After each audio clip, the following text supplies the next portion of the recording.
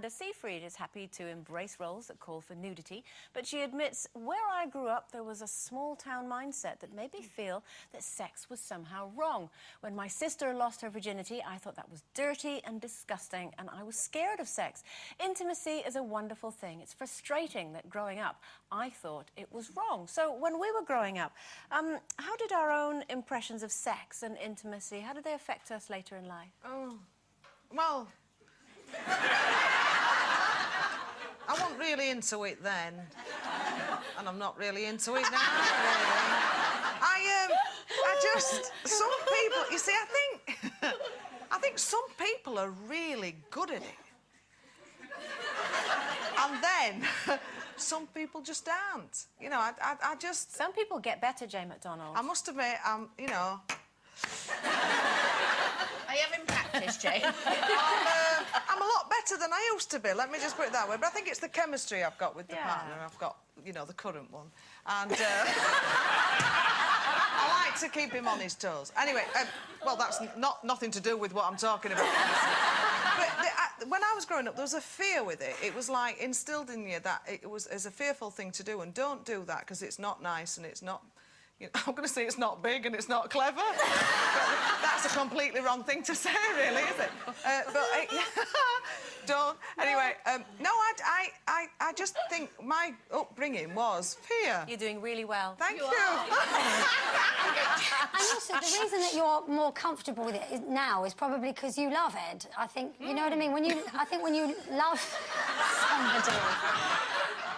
Stop it. You mean, yes. You love him. And I you know, I think that's a lot to do with it. I mean, I was sort of brought up, not dragged up, and to believe that you have to sort of...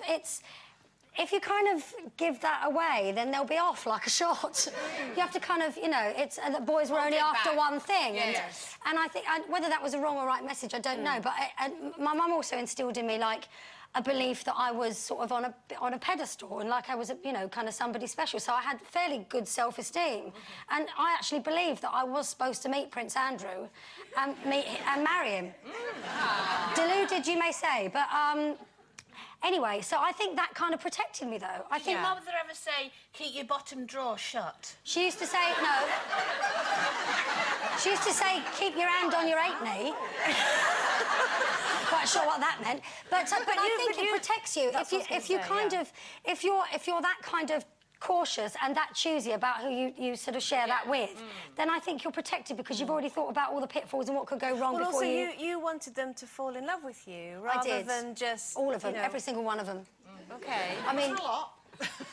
Not that many, but the ones that did, I think they loved me. They did, love, they did. I think they did. In their way. In their way. See, I also got told when I was younger, there's certain girls that you marry and there's certain girls that you don't. Yeah. So, Yes, you know... I was told that as well. I mean, my parents, you know, we weren't religious or anything, but they were very strict. So I had I don't know, quite a rigid view on it all, in as much as it wasn't something that was horrible or disgusting or anything like that.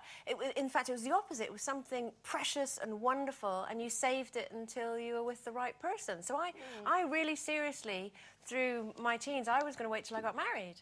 So, I mean, I pretty much did. Obviously, I ended up, you know, marrying my first boyfriend, not right away, just so that I could. After a week, I know. But even then, I made him wait a really, really long time till I was absolutely sure that I was going to... Well, I hoped it was going to be forever with him. And that was good for you. That was... Yeah, and I've never felt... You know... What? What if it was terrible? Yeah, but I didn't, you know, I didn't get married. I did... Oh, you know, I see. before. Well, I have to say that the thing is with me is that, you see, I grew up with the wooden tops. And, no, I did. And you remember the dog? And Sooty and Sweep and Watch with Mother. Yeah. And the thing is, I could never understand what, you know, Mr. and Mrs. Wooden Top did together. Or, you know, that one in the box, what was she called? Luby Lou? What were they doing? Were they all in it with Sooty and Sweep as well? No, but you know what I mean? And so I had a kind of strange version of sex. Did no one ever sit you down and explain? No, because I think you learn by yourself, don't you? But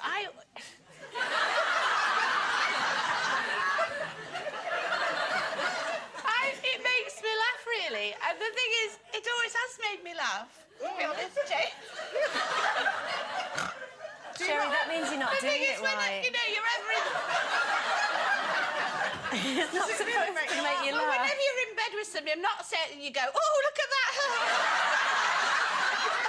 It's just a funny thing to do. How stupid must we look? Well, I don't, because I haven't done it for years, but you know what I mean. So you didn't know anything about what to do or anything? You just Well, naive? you know, people present things to you, don't they?